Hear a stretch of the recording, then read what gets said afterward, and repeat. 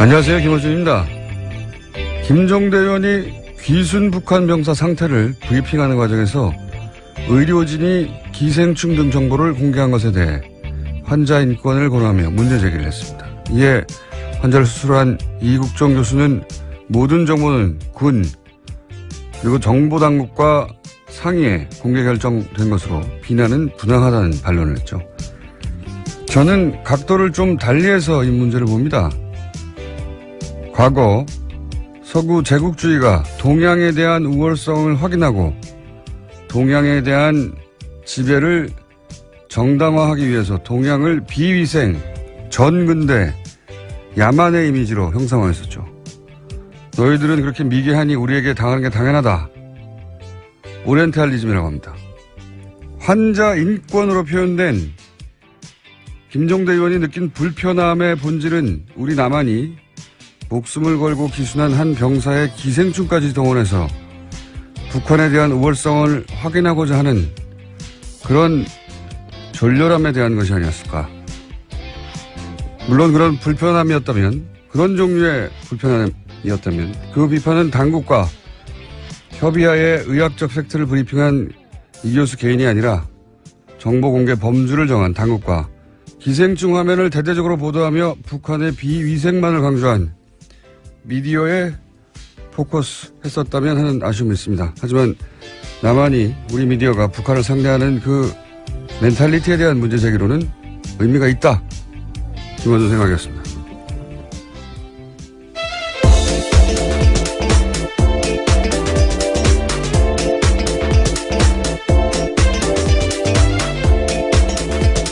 시사인의 김은지입니다. 네. 이게 이렇게까지 큰 논란이 될 줄은. 네, 계속해서 실시간 검색수에 있던데요. 여기 잠깐만 하자면, 왜냐하면 굉장히 예리하기 때문에 제가. 시간이 별로 없다고 하셨던 것 같은데요. 네, 이거 하다 끝내면 되죠. 네, 잠깐요. 네. 김종대 의원의 문제 제기가 이게 빛을 발하지 못한 이유는 프레임을 너무 좁게 잡았기 때문에 제가 보기에는 뭐냐면 환자 인권만으로 프레임을 잡았잖아요.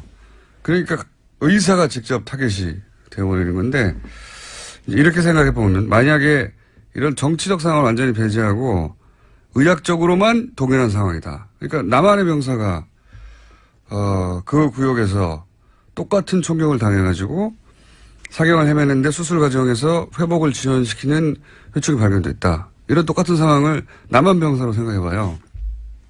근데 우리 군 당국이나 정보 당국이 자, 회충을 공개합시다 했을 것인가? 저는 안 했을 거라고 봅니다. 그리고 미디어가 그걸 크게 종편에서 기생충 화면을 집중적으로 띄웠을 것인가? 저는 안 했을 거라고 봅니다. 만약에 그렇게 했으면 그 남한 병사 그러면 향후 사회생활 어떻게 하라고 하냐, 이런 인권 문제나 사생활 보호 문제 당연히 나왔겠죠. 그러니까 그런 측면에서 인권을 이제 얘기한 거예요. 그렇게 생각하면 기생충 화면을 대문짝만하게 보도한 종편이나 보수매체의 졸렬한 의도나 제가 얘기한 그런 멘탈리티 문제가 있다. 그런 차원에서 지적의 의미가 있는데 이게 문제는 뭐냐면 이 사건은 그렇게 단순히 의학적인 케이스가 아니다. 여기에 북핵으로 대처하는 상황에서 기순한 북한 병사. 총격당해서 위독한 북한 병사를 살려내는 남한의 의술. 게다가 평판이 아주 높은 의사. 여기에 이제 남한보다 굉장히 열등하다고 비위생적인 북한을 알리기 좋은 기생충이라는 소재의 등장. 그걸 놓치지 않고 막 화면에 뿌려대는 종편. 보수매체 이런 복합적 요소가 다 중첩되어 있거든요. 근데 그걸 단순히 환자 인권이라는 프레임으로 이걸 다 도파할 수가 없다 도저히. 게다가 그 상대는 평판이 높은 의사인데 대중이 설득이 안 되는 거죠. 프레임을 너무 좁게 잡았다는 건 그런 의미다. 저한테 문의를 하시기 바랍니다. 김종대 의원님. 자, 첫 번째 뉴스는 뭡니까? 네, 구속된 김관진 전 장관이 풀려났습니다. 어제 법원에서 열린 구속 적부심사에서 석방이 결정된 건데요. 구속 적부심은 피해자가 구속된 이후에 구속의 적법성과 필요성 등을 법원이 다시 판단하는 제도입니다. 댓글 부대 관련 혐의로 구속된 지 11일 만에 그러니까 풀려나게 된 건데요. 관련한 판단을 한 법원 같은 경우에는 위법한 지시 및 공모 여부에 대한 소명의 정도, 변소 내용 등에 비춰볼 때 범죄 성립 여부에 대한 다툼의 여지가 있다라고 판단했습니다. 뿐만 아니라 김관진 전 장관의 주거가 일정하고 도주 우려나 증거인멸의 염려가 없다라고 판단했습니다. 이정열 저희 영장 해설 판사님이 나오실 찬스인데 오늘 수능 예. 학부모신가요? 예, 하필 자녀 수능이라 저는 운전 중입니다. 그래서 그렇다고 우리가 이게 포기할 수 없잖아요. 네, 방송을 듣고 계실 수도 있겠네요. 대타 있습니다. 양지열 변호사라고. 예, 대단히 부족하지만 잠시 후에 요소를 또 해설하기 위해서 대타 양변을 연결할 예정입니다. 이게 소위 이제 적폐 수사에서 제가 알기로는 과거 누구였죠? 김경숙 교수. 예, 김경숙 교수가 이제 질병, 암. 예, 당시 암위기라고 이야기하면서. 예, 암위기 질병을 이유로 구속 적부심을 요구했고, 그때 이제 안 됐죠. 예, 기각됐습니다. 증거인멸의 우려가 있다면서요. 예. 심지어 같은 재판부였습니다. 형사합의 51부요. 적폐 수사에서, 소위 적폐 수사에서 구속 적부심을 요구한 자체가 처음이에요. 그걸 제외하고. 질병, 암위기라서 한 걸 제외하고, 그냥 법리적으로 다퉈보겠다고 한 자체가 처음이고요. 예. 석방된 것도 당연히 그럼 처음이죠. 저는, 왜냐면 구속영장 자체가 굉장히 어렵게 보수적으로 떨어지고 있었거든요. 그러니까 구속영장까지 떨어졌는데 또 한 번 묻는 이런 사례가 없어요, 사례가. 그래서 저는 이걸 신청한 자체가 될 줄 알았나? 하는 생각이 들 만큼 이례적이고 떨어진 건 더 이례적이죠. 이상합니다.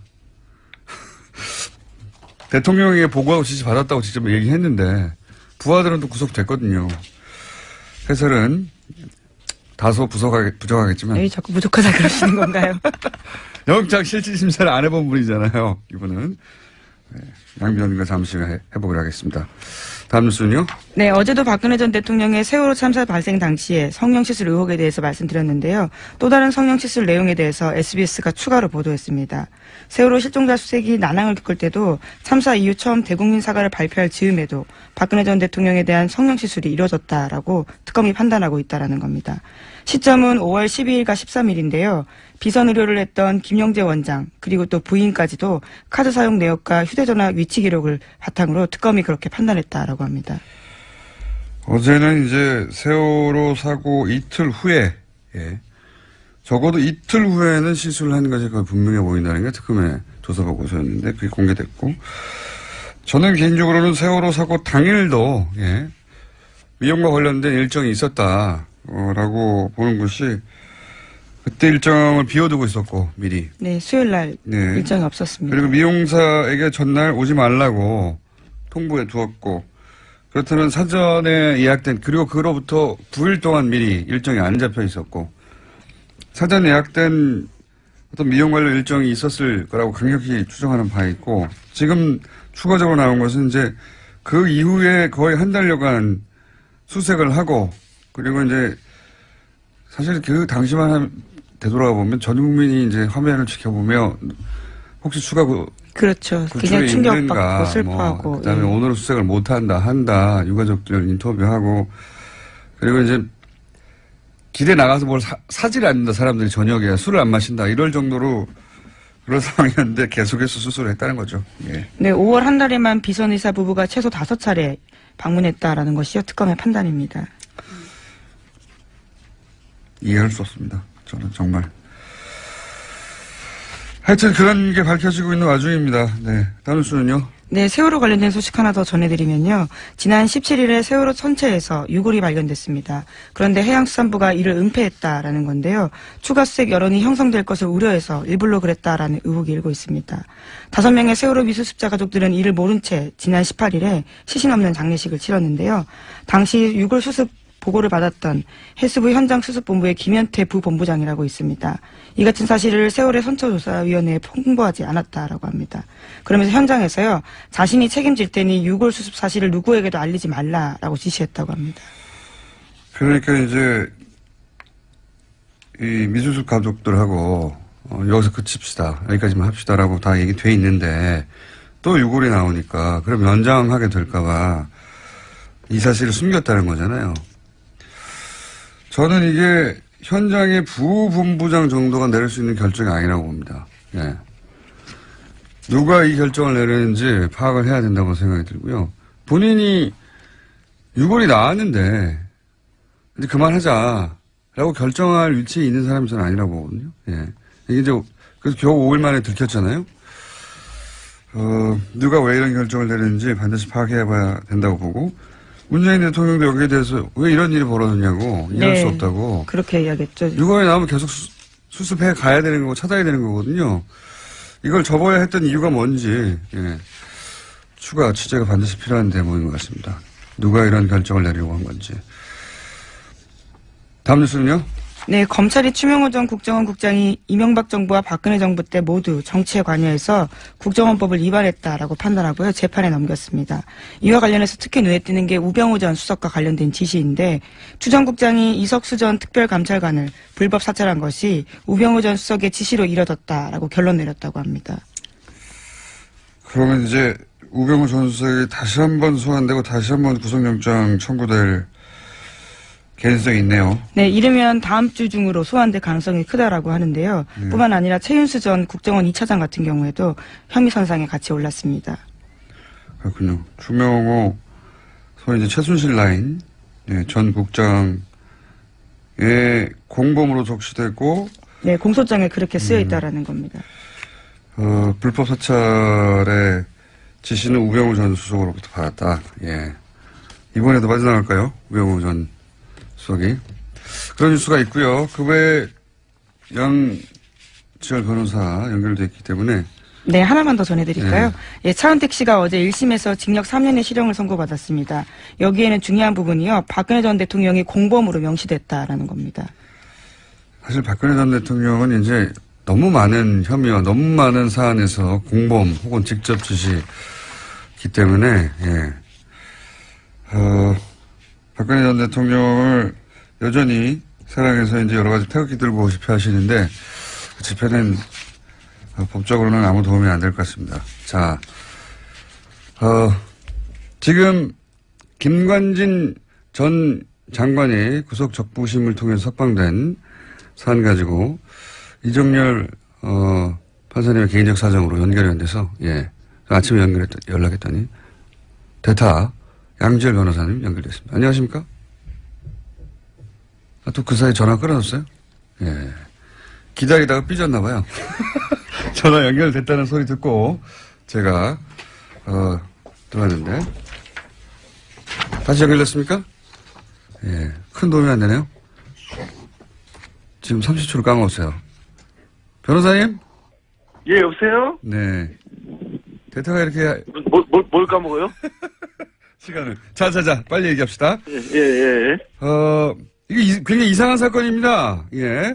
그죠? 정말 황당했습니다. 예. 밤에 저도 보고. 예.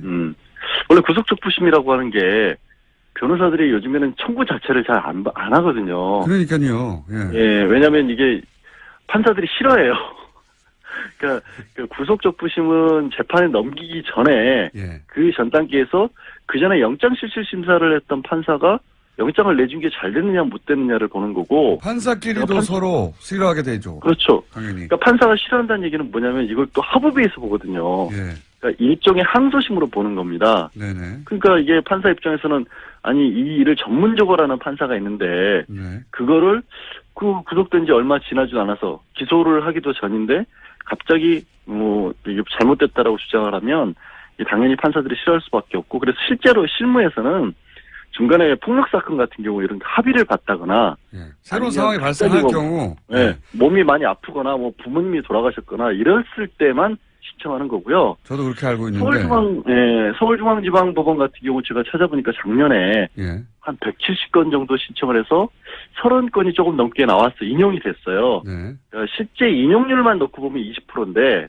문제는 작년에 서울중앙지방법원에서 처리한 1심 사건이 한 5천 건이 넘어요. 그러니까 전체 사건 대비로 봤었을 때 이렇게까지 나오는 거는 5천 건 중에 33건이니까 몇 퍼센트니까 정말 계산을 미리 하셨어요. 거죠. 예. 예산을 제가 산수는 약해요. 근데 이제 1%도 안 된다. 예. 그거의 문제는 대부분 그 비율이 말씀드린 것처럼 합의를 받거나 이런 사정 변경이 있었을 때지 아무 사정 변경이 없었고 김관진 전 장관이 갑자기 부모님이 돌아가셨을 리는 없잖아요. 그 연세에. 이게 말하자면 법리 10일 만에 법리 판단을 새로 했다는 거거든요. 아무것도 없는 거, 아무 변경 사항도 없는데. 그렇죠. 갑자기 도주율이나 증거인멸 우려가 없다라고 갑자기 법원이 본 거예요. 보통 이럴 경우 변호사가 해봐야 소용 없습니다. 라고 하거나. 실제로 소용없다고 하는 정도가 아니라 예. 그러니까 양형사유에서 나중에 법원에 이른바 괘씸죄에 걸릴 수 있으니까 예. 하지 말라고 합니다. 게다가 알려요. 그래서 이 적폐 관련 수사 작년부터 시작해서 저 김경수 교수가 질병 이를 이유로 그렇죠. 한번 청구한 이후로는 처음이에요. 처음. 고영태 씨는 체포적부심사를 청구를 했다가 기각됐어요. 예, 그건 다른 이야기고 구속적부심. 예, 하여튼 그러니까 구속적부심에 체포 구속적부심을 넓게 크게 하나 더 보니까 그 두 건밖에 없는데 기각됐고 또 이 사건은 그러니까 그때는 암이었을 때도 기각됐거든요. 그렇죠. 뭐 기억하시겠지만 갑자기 이렇게 다 지우고 모자 쓰고 나타났잖아요. 또 없애고 이런 상황에서.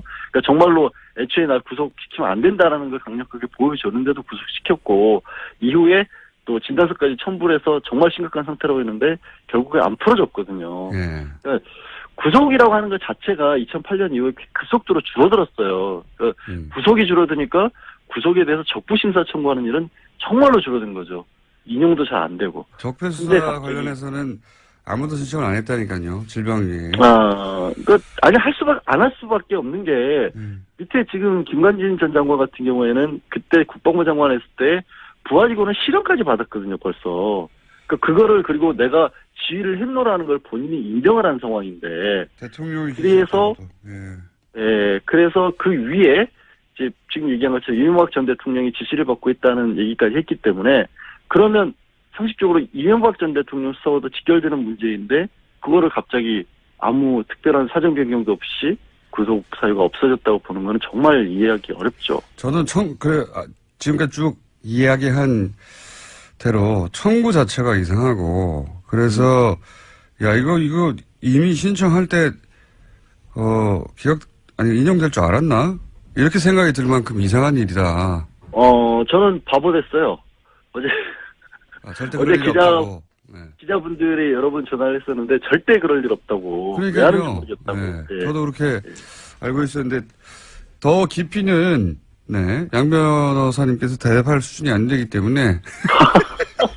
아니 새벽에 지금 전화 걸어서 뭐 하는 짓입니까 이게. 판사를 안 해보셨기 때문에 기본적인 사항은 충분히 저희가 이해했습니다. 저도 그렇게 생각하고요. 예. 네. 알겠습니다. 대타 고생하셨고요. 스튜디오에서 꼭 뵙겠습니다. 감사합니다. 예, 고맙습니다. 자, 오늘은 위가 많습니다. 빠르게 이어가지고 또 짧게, 그것마저 알려주면 리얼미터 권순정 조사분석실장 나오셨습니다. 안녕하십니까. 네. 빨리빨리 가죠? 네네. 숫자 딱딱딱. 네, 대통령 지지율이, 다시 올랐습니다. 1.5%포인트 오른 73.1%고요. 부정평가는 22.3%입니다. 60대 이상 TK 보수층에서 상당히 많이 올랐어요. 60대 이상 TK 같은 경우는 50%대였는데 60%대 올랐고요. 보수층 같은 경우는 이제 북핵 이후에 상당히 많이 빠지면서 부정평가하고 긍정평가가 많이 떨어졌는데 지금 초박빙으로 좁혀졌습니다. 그래서 전반적으로 봤을 때 지난 한 주 지나면서 구여권 지지층이 재결집 조정을 보이고 있다. 그렇게 봐야 될 것 같습니다. 일간으로 봐도 71.5, 73.3, 72.8 이렇게 올 하수 이렇게 변했습니다. 저는 이제 최근 6개월, 7개월간의 문재인 대통령 지지율을 보면서 다들 이제 6개월 정도 지나면 꺾이게 될 것이고 또 뭐 여러 가지 사안들 나오면 주저앉게 될 것이고 이때까지의 이제 대통령들의 지지율이라는 게 그랬으니까요. 다른 나라도 그렇고 보통. 근데 이렇게 계속 회복해가는 걸 보면은 지지율이 과연 떨어지겠는가 60% 이하로. 그런 생각이 들 정도로 굉장히 고탄력입니다. 사실상 모든 정부에서 이렇게 하방 경직성, 상승 경직성이 있으면 계속 떨어지기 마련이거든요. 그 라인을 봐도 이전 정부도 계속 그래 왔습니다. 아니면 전 세계적으로 그렇잖아요. 그렇죠. 예. 지나면 지날수록 사실 피로감도 생기고. 네네. 근데 이제 문재인 대통령의 특징은 북핵이 이런 거 하면서 훅 한번 떨어지죠. 네네. 60%대로. 네, 그렇습니다. 그리고 다시 똑같이 올라와요. 네. 몇 개월 전하고 비슷하게. 지금 73.1%는 북핵 이전하고 거의 비슷한 수준으로 올라왔어요. 예. 예. 신기한 지지율 상황이고요. 어쨌든 돌아왔고요. 예. 네네. 정당으로 넘어가면 이번 주 주목할 것은 국민의당이 최저 지지율을 경신했습니다. 자유한국당이 계속 조금씩 상승하다가 18, 9%까지 올랐거든요. 근데 16.7%로 1.6%포인트 하락했습니다. 그래서 이 부분이 좀 주목해서 봐야 할 부분이고요. 민주당 같은 경우는 0.5%포인트 상승해서 51.8%, 여전히 2주째 상승세입니다. 역시 대통령처럼 60대 이상에서 상당히 많이 올라가지고 계속 이전에는 한국당이 뒤졌거든요. 근데 뒤집었습니다. 그리고 국민의당으로 넘어가면 60대에서요? 네, 맞습니다. 네, 국민의당으로 넘어가면 지난주에 4.9%를 기록해서 최저 지지율 동률을 기록했거든요. 근데 0.5% 더 하락해서 4.4%로 떨어졌습니다. 특히 월요일 일간 집계에서는 그러니까 이른바 끝장 토론 하루 전이었죠. 3.8%로 떨어져서 창당 이후 일간 집계로 3%대로 떨어진 건 처음입니다. 3%대는 보통 잘못 누른 거거든요. 근데 이제 일간 지지율에, 이거는 얘기를 하면 안 되겠네. 500명 지지율 온체들을 따로 보는데 그보다 더 떨어졌습니다. 정의당. 지지율이 아예 안 나온다고 거의. 왜냐면 이게 독도는 일본 땅입니까? 한국 땅입니까? 일본 땅이 좀 울었을 때 일본 땅이라고 잘못 누르는 비율이 이 정도 좀. 예, 이 조사가 1,500명 조사에서 오차 범위가 2.5%포인트거든요. 플러스 마이너스. 이제 지금 이걸 보면은 오차 범위 아닌 거죠. 그러니까 무작위 잘못 변동이라고 볼 수도 있는데 그렇지는 않겠죠. 네. 국민의당 조사 정확합니다. 심각하게 받아들여야 되는 상황이다. 예, 정의당은 오늘 정의당 얘기를 좀 해야 될 것 같은데 19대 대선 이후에 가장 높은 7%포인트에 근접했습니다. 3위로 뛰어올랐고요. 한 주 동안 1.9%포인트 상승해서 6.9%를 기록했습니다. 자유한국당이 왜 이렇게 하락했죠? 지금 대통령과 민주당의 상승 요인하고 같이 결부해서 봐야 될 것 같습니다. 국민들께서는 국가기관인 국가정보원에서 그 돈을 상납이나 수수하고 그것도 사적 유용을 썼다는 것이 상당히 크게 분노를 하고 있는 것 같고요. 그거는 이제 중도층, 진보층뿐만 아니라 9월 북핵으로 떨어졌던 보수층이나 TK 아주 전통적인 야권 지지층에서도 뭐랄까 상당히 많은 문제의식을 느끼고 있지 않나. 이것이 또 계속 확대 생산되고 있지 않습니까? 이 부분이 가장 큰 것 같습니다. 자유한국당에서는 이제 11명이 새로 합류한 것에 대해서 굉장히 의무부여를 많이 했는데 그 효과가 생각보다 크진 않고 바른정당이 빠져나간 것도 바른정당이 미치는 타격 정도가 생각보다 크지 않고 그러네요. 네, 바른정당은 지금 빼먹었는데 0.1%포인트 하락해서 5.6% 횡보했습니다. 근데 여기서 자세히 봐야 될 것은 TK에서 19대 대선 이후에 한국당에 거의 3분의 1 또는 4분의 1 수준까지 밀렸거든요. 처음으로 TK에서 절반 이상으로 한국당 지지율 절반 이상으로 넘어섰습니다. 오히려 TK에서 바른정당의 지지율이 올라가고 있다. 맞습니다. 네. 언더독 효과인 것 같기도 불쌍하잖아요. 네. 정치라는 게 이렇게 복잡합니다. 그러니까 지금 TK에서 많이 빠졌는데 빠지는 과정 속에서 민주당으로 가고 그 과정에서 바른정당 쪽으로도 일부 가지 않았나 알겠습니다. 싶습니다. 자, 이번에 간단하게 그것만 알려주마 항목을 정한 것은 포항 지진 직후에 수능을 연기했는데 그때 말들이 많았죠. 예, 일부 논란이 잘했냐 있었습니다. 못했냐 한번 짚어봤습니다. 압도적이었습니다. 잘했다는 응답이 83.6%였고요. 잘못했다는 응답은 12.8%에 불과했습니다. 자유한국당 지지층은 오차범위 안이긴 하지만 그래도 자유한국당 지지층에서도 잘했다는 응답이 우세했거든요. 자유한국당 지지층을 포함하면 모든 지역 연령 정당 지지층 이념 성향에서 잘했다는 인식이 압도적으로 높거나 대다수로 나타났습니다. 자유한국당 지지층에서는 48.8% 대 42.4%로 잘했다는 응답이 더 많았습니다. 자유한국당 지지자들은 문재인 대통령이 뭘 해도 미워서 그래요. 네. 밉잖아요. 근데 이제 80대 이상은 80% 이상, 보수층도 60% 이상이 잘했다는 응답을 하고 있습니다. 예. 그렇군요. 60대 이상에서도 81대 13인데 네. 자유한국당 지지자들 입장에서는 네. 거의 비슷하군요. 예. 네, 그렇습니다. 왜냐하면 60대 이상이 조금 더 넓지 않습니까? 자유한국당 지지층에 비해서. 네. 아니, 이건 뭐 자연스러운 것 같아요. 네, 원래 그렇습니다. 내가 미워하면 뭘 결정해도 미운 법이니까요. 네. 자, 조사 개요 불러드리겠습니다. 예, 이번 주 중조사는 TBS 의뢰로 이번 주 월요일부터 수요일까지 전국 19세 이상 성인 1,515명을 대상으로 했고요. 유무선 전화면접 자동응답 방식으로 실시했고 표본 오차는 95% 실수 중 플러스 마이너스 2.5%포인트였습니다. 응답률은 5.7%였고요. 현안 조사는 TBS 뉴스공장 의뢰로 어제 하루 동안 실시했습니다. 성인 511명을 대상으로 실시했고 표본 오차는 플러스 마이너스 4.3%포인트였습니다. 네. 김은희 기자가 계속 타이를 못 찾아가지고 앉아 있었어요. 네, 조기 퇴근을 할 줄 알았는데 의외로 타이밍을 놓쳤네요. 사인의 김은지였습니다. 감사합니다. 그리고 리얼미터의 권순정 조사분석실장이었습니다. 감사합니다. 네, 고맙습니다. 배우자 둘. 자, 거의 없어질 뻔하다가 어느 날 폭발하고 욕만 먹다가 어느 날 칭찬이 쏟아지고 예. 굉장히 이상한 코너입니다. 더불어민주당 안민석 의원님 나오셨습니다. 예, 올백 맞았습니다. 수도권 내리사선 안민석 의원입니다. 무슨 말인지 좀 더 여쭤보기라고요. 자유한국당 김성태 의원님 나오셨습니다. 예, 김성태입니다. 전국의 59만 수험생 여러분의 수능 대박을 응원합니다. 또 그분들 방송을 지금 들을 수가 없어요. 그렇기 때문에 그 아이들을 위해서 1년 동안 헌신하신 학부모 여러분들 노고에 깊이 치아를 드립니다.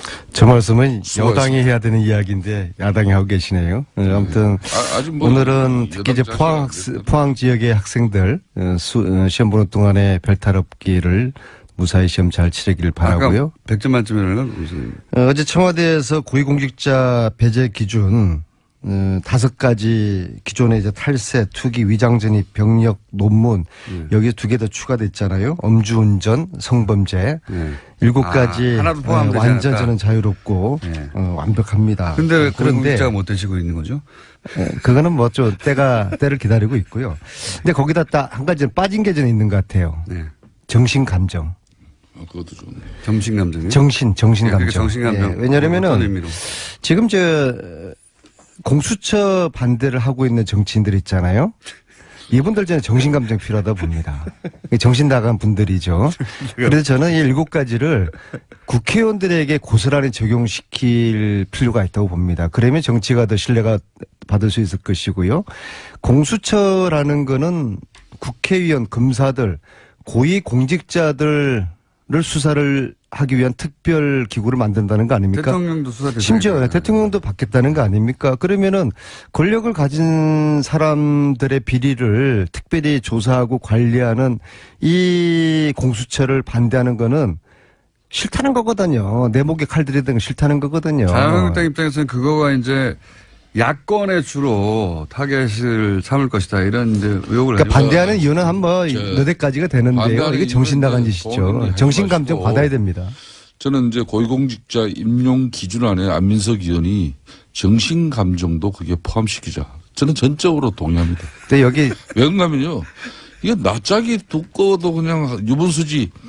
대통령 공약으로 내걸어서 대통령이 되면은 이 5대 비리 배제 원칙을 가지고 공정한 인사를 하겠다. 이렇게 천명해서 대통령 된 사람이 그건 지금 현재 195일 동안, 근 7개월 동안에 이 내로남불 인사들, 이 부적격 인사들 줄줄이 임명했던 청와대가 지금 아주 이제 홍종학 인사 다 억지로 다 하고 나니까 고위공직자의 임용 기준을 발표한다는 게 이게 가당키나 한 말입니까? 참, 한 일주일 열흘이라도 있다가 해야지 말해. 사람들이 철판을 깔아도 이만저만 철판을. 한번 이야기해보세요, 안민석이.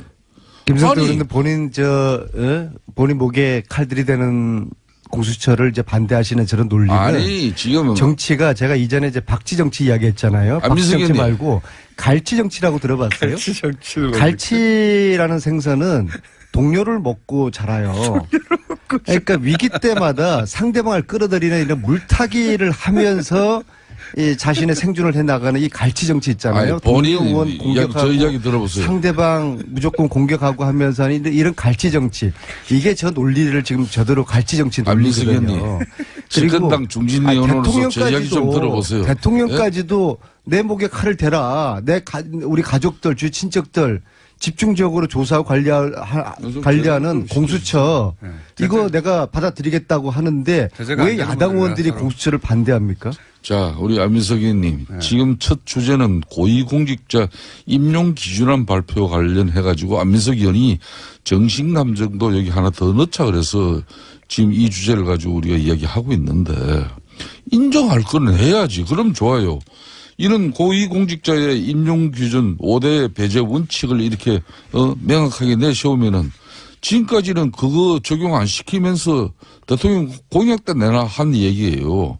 그런데 어저께 이제 홍종학 장관 임명하고 나자마자 이걸 이제 발표를 했는데 그러면 대통령이 우선 사과라도 해야 되는 거 아닙니까? 그리고 두 번째는 이런 임용 기준안을 대통령이 이미 대선 공약 때 내걸고 대통령이 당선되면 이런 인사 기준 원칙을 가지고 고위공직자를 임명하겠다 했는데 그런데 캠코드 인사한 거 아니에요. 캠프, 코드, 더불어민주당 인사로 끊임없이 이렇게 지적을 받았는데도 이게 인사 간행 적폐가 아니고 뭡니까? 그러면은 이렇게 제대로 검증을 하지 못한 누군가는 청와대 주변의 참모가 책임도 지고 대통령도 사과하면서 앞으로 나는 7개월 동안 인사를 한다고 했는데 내가 참 누워서 침 뱉는 격이 됐는데 하지만 앞으로는 정말 이렇게 잘하겠다. 이래야 해야지. 그 이야기 하다가 갑자기 공수처 이야기예요. 문제는 저러한 갈치 정치의 논리를 대부분의 국민들이 공감하지 않는다는 거예요. 문재인 대통령에 대한 지지도가 계속 70%대를 유지를 하고 있어요. 그렇다 그러면은 중도를 다 끌어들인 거거든요. 문재인 대통령의 하는 정치 행태라든지 지진 대책이라든지 안보 정책이라든지 이런 국민들의 민심을 거슬리는 게 아주 일상화가 됐어요. 자유한국당이 이렇게 해가지고는 이 보수가 다시 살아남기 힘들고요.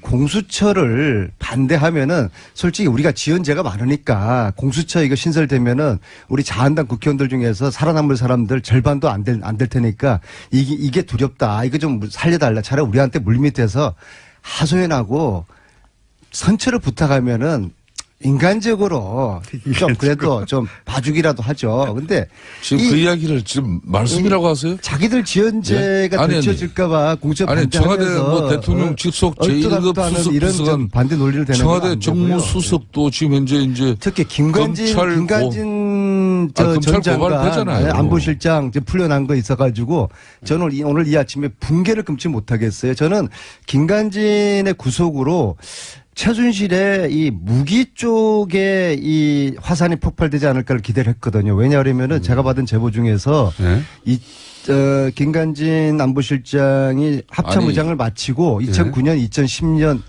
2년을 안민석 의원님은 딸들과 가족들과 함께 워싱턴에서 2년을 본인이 살아요. 왜 전병헌 정무수석이 청와대 제1급 참모로서 아주 많은 그 비용이 필요하거든요. 구속 수사가 되고 있는데 대해서는 왜 한마디 저렇게 언급이 또 없어요? 물타기를 하시네요. 잠깐만 제 이야기하고서 말씀드리세요. 아니 내가 아까 본 내 얘기를 합니다. 자, 저 이야기를 하면 안 돼요. 굉장히 지금 아주 지금 사법 말을 막으신 이유가 판단도 뭐죠? 저렇게 자기네들 마음에 들지 않으면 김관진 이야기 하고 난 다음에 듣고 난 다음에 이야기를 하세요. 면수석부터 중요한 말씀하는 겁니다. 새로운 정보인 것 같아서 이 얘기만 듣고. 그래서 그 2년 동안에 김관진 안보실장이 그 2년 동안에 그 생활 비용을 외국의 방산업체에서 후원을 했다는 제보를 제가 받았거든요. 자, 그러면 간단해요. 그러면은 2년 동안에 김관진 실장이 무슨 돈으로 그 생활비 많은 비용을 미국에서 냈는지 2년 동안 그건 계좌 조사하면 금방만에 나오는 것이죠. 2년 그래서 동안에 미국의 방산업체로부터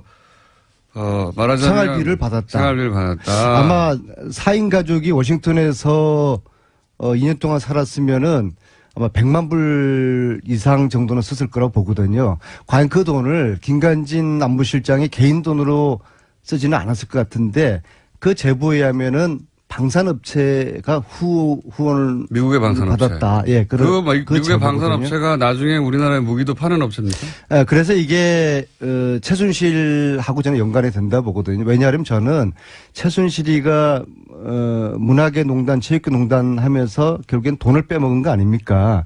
이건 사실 무기에 비하면 끈값이죠. 돈을 사랑했던 진짜 대통령 최순실이가 과연 무기에 손대지 않았을까요, 공장장? 손댔을 거라고 저는 그렇게 가정을 하거든요. 예, 그래서 이러한 연계고리가 2009년, 2010년에 김관진이의 미국에서 생활비 이것을 이제 검찰이 쉽게 그런 들여다볼 수 있는 거 아니에요. 그렇게 될 수 있는데 그게 이제 지금 이걸 기대를 했었는데 풀려나면서 어렵게 풀려난 게 이게 저는 단순하게 뭐 도주 우려가 없다. 이건 정말 지나가는 개가 웃을 일이고요. 구속시킬 때는 도주 우려가 있다고 해서 구속시켜놓고서 풀어줄 때는 도주 우려가 없다. 시키세요. 저는 그런데 이 방송이 맨날 더 큰 이유가 있을 거라고 보는 것이죠. 이건 새로운 정보니까 들어보고요. 새로운 정보. 이게 아무리 자, 지금 현재 재판부는 기울어진 운동장에서 노병호 재판하고 있는 사람이 이재용 재판하다가 저한테 밝혀가지고 주장을 바뀌었던 그 이모라는 부장판사가 않고. 지금 우병우를 지금 네? 하고 있지 않습니까? 재판부의 현실이 지금 이렇습니다. 아니, 저분이 그래서 재판부의 이런 자신의 행태를 잘 들여다볼 주장이나 필요가 있어요. 자신의 자, 오케이. 제기에 자, 김성태 의원님. 말씀 한번 해보세요. 네. 하고 싶은 말씀 해보세요. 제가 이렇게 한 2년 가까이 우리 안민석 의원님을 지켜보면은 본인이 의혹 제기하고 본인이 이렇게 문제를 야기한 부분에 대해서 검찰이 또 제대로 수사해가지고 또 이렇게 구속적부심에서 이렇게 구속이 이루어지면 뭐 검사나 판사 칭찬하고 또 판사가 그걸 이렇게 기각하면은 또 재판부 그냥 욕하고. 자, 이런 것도 사법부의 판단 자체를 갖다가 우리가 존중해줘야지. 지나가는 개도 이걸 웃지 않겠냐 이러면은 이 방송에서 어떻게 되겠습니까? 김관진 실장은 그래도 대한민국의 군인으로서 대한민국 국가 안보를 위해서 평생을 바친 분이에요. 예? 새로운 의혹 좋습니다. 미국에서요, 뭐 어떤 의혹을. 그 의혹은 다시 대한민국 검찰에 제보를 받은 게 있으면 제공을 하세요. 제공을 하셔가지고 당당하게 또 검찰이 수사를 해서 잘못이 있으면은 또 처벌을 받을 수 있도록 하면 되는 것인데, 근데 대체로 제가 요 근래 이렇게 보면은 안민석 의원께서 제보를 받고 요 근래 의혹 제기하는 부분은 거의 헛발질이에요. 예? 김광석 씨 부인 서모 씨 건도 뭐 그것도 헛발질 된 거고 대한민국 국민들이 다 알죠. 예? 뭐 그 애도 저는 너무 많이 알지만은 방송 관계상 또 뭐 괜찮습니다. 이야기해보세요. 또 뭐가 있는지. 자, 최순실 진실은 신만이 아는 것이죠. 그러니까 아까 이제 고위공직자 저를 검찰에 고발해야지 뭐 쓸데없이 뭐 권익위원회 권익위원회가 인권위원회 왜 검찰에 고발하세요. 검찰에. 그 안철수 의원도 왜 최순실 보고 검찰에 안민석을 고발하라고 그러세요. 그러니까 안철수 의원이 그렇게 한동안 또 두 분의 간의 관계를 개선하기 위해서 왜 그 전부 고소를 취하했어요. 근데 얼마 전에 다시 또 고발됐잖아요. 안철수 쪽에서. 안철수 의원을 얼마 전에 만났는데 이건 자기가 납득하고 이해가 되지 않는 정치 행위를 한다는 거예요. 서로 이해가 안 가는. 안철수 대표가 저를 이해를 못 한다는 겁니까? 저거 우연찮게 국회 본회의장 로텐도홀 밑에서 만났는데 그 얘기를 하더라고요. 그래서 제가 하는 이야기는 아니 말 한마디 최순실 재산 환수 그 몰수 특별법 국민당이 소극적이다라고 이야기를 한 그것이 안철수 쪽에서 저를 검찰에 고발할 만한 그런 문제입니까? 그렇게 하면은 국회의원들 그냥 뭐 밤낮 고발 당하는 것이죠. 제가 이야기한 거는 국민당에서 아무런 액션이 없으니까 소극적이라고 이야기를 한 건데, 근데 작년 11월 달에 자신들이 그 특별법을 당론으로 발의했다고 그러더라고요. 공장장.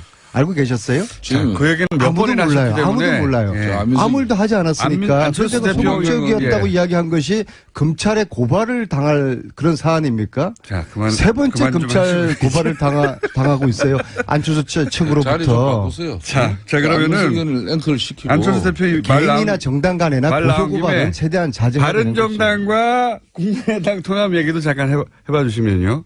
1, 2당의 입장에서 이 지금 3, 4당 간의 통합 논의에 대해서 어떻게 보십니까? 기본적으로 저는 남의 집안일에 이러쿵저러쿵 하고 싶은 생각은 전혀 없지만요. 항상 해왔어서 자, 지금 이 문제의 출발점은 예. 안철수의 위기의식으로부터 분석을 해야 됩니다. 무슨 말입니까? 자, 지금 이대로 안철수 대표가 중심이 된 국민당이 내년 선거를 이대로 치를 수 있겠습니까? 전패할 거예요. 전패하고 나면은 지방선거 이후에 안철수는 설 땅이 없는 겁니다. 정치 완전히 물러나야 되거든요. 그런 위기감에서 안철수 대표가 지금 좌충우돌 하고 있는 겁니다. 자, 자한당하고 바른당하고 국민당은 뿌리가 틀리잖아요. 여기에 통합, 연대 그런 이야기들을 막 아직 하고 5분 있는데요. 남았고요. 평상시대로 5분 가지고 한 10가지 정도 얘기할 수 저는 있습니다. 어쩌면은 안철수 대표가 보수 정당을 기반으로 해서 추후에 대권 후보에 대한 구상을 하고 있을 것이다. 그런 얘기도 있습니다. 그래서 빅텐트, 자한당과 바른정당까지 묶어서 후보가 되려는 그러한 욕심을 가지고 있을 것이다. 지방선거에서 자유한국당이 잘 안 되면 네네. 자유한국당에서 이제 대선 후보가 없구나 생각해서 나오는 분들과 이제 저는 여기 대해서 여기 대해서 있습니까? 국민당 내부의 호남 출신들은 택도 없는 소리라고 하거든요. 그래서 제가 볼 때는 국민당은 이미 심리적으로 분당이 돼 있는 상태입니다. 네. 자, 이제 아니. 자, 그러면 자유한국당 입장에서 그걸 어떻게 바라봅니까? 우리 아내님이 지난주는 좀 집권당 중진위원으로서 이렇게 품격과 품위도 지키시면서 했는데. 요즘 디거넛 엘리간스. 그러니까. 이 스탠스를 제가 유지하고 있어요. 한 주 만에 또 이 사람이 확 빼놨어요. 180도로. 김관진 에? 풀려나니까 제가 제정신이겠습니까? 이게 말이 됩니까, 이게? 아니, 그러니까 김어준 공장장이. 그렇지 않아도 이 기울어진 제가 운동장에서 김관진 방송을 하는데. 다시 집어넣을 겁니다. 정신 상태가 저렇게 불안정하고 안 좋을 때는 방송 여기 출연시키지 마세요. 예? 정신 감정이 필요한 부분이에요. 그러니까 일단 와가지고 얘기를 해야 알 수 있으니까. 대한민국 방송 중에서 가장 방송진위원회에서 제재를 많이 받고 있는 방송이 이 방송 제재를 아니에요? 많이 받고 있지 않습니다. 예. 많이 받았죠. 정치권에서 많이 주장을 하고 있습니다. 15년에 특갈비 투명하게 공개하자는 주장은 왜 아니, 반대하셨나요? 잠깐만요. 이 산안을 자, 갖고 이제 있어요. 이당 입장에서 제가 좀 이야기를 할게요. 예, 이제. 자, 그러면 이 제2당 입장에서 이제 3, 4당의 통합 문제에 대해서 특갈비 투명하자는 반대하는데 요 얘기 하고요. 특갈비 저분이. 안민석 의원께서 혼밥이다 뭐다 해가지고 예. 안철수 대표를 공개할 때마다 제가 대려 방송에서 균형성이나 공정성 때문에 본의 아니게 안철수 대표 변론도 많이 했지 않습니까? 근데 오늘은 제가 한마디 하겠어요. 일정 부분 어찌 보면은 안민석 의원 말씀에 동의가 되는 건데 안철수 대표와 국민의당과 바른당이 통합하면 지방선거에서 제2당으로 등극한다는 것은 이건 한마디로 아직까지 꿈을 꾸고 있는 거죠. 정치는 살아있는 생물이고 현실인데 선거 승리를 위해서는 정치는 수단과 방법을 가리지 않습니다. 그렇지만은 그 안철수 대표께서는 정치 공학적인 발상이 과연 이 안철수 대표가 이야기하는 새 정치였는지 그건 되묻지 않을 수 없는 것이고 지난 5선 동안 이 새 정치를 뭐 이렇게 지향하면서 이렇게 정치권에서 활동을 했지만은 이 시간 5년이면 길입니다. 대통령 임기 5년이에요. 그런데 안철수 대표는 5년 동안 보여주지 못했어요. 내가 MB 아바타입니까? 뭐 이런 정도의 아직 그 정치의 큰 틀을 벗어나지 못하고 있는데 그렇다고 해가지고 지금 안민석 의원이 속한 민주당은 국민의당을 늘 해치하는 같은 정당이에요. 그래서 결정적일 때는 어떻게 꼬시는지 하여튼 결정적인 도움을 받아내요. 그럴 때는 heb시 정당이고 우리는 행제 정당이고 협치요.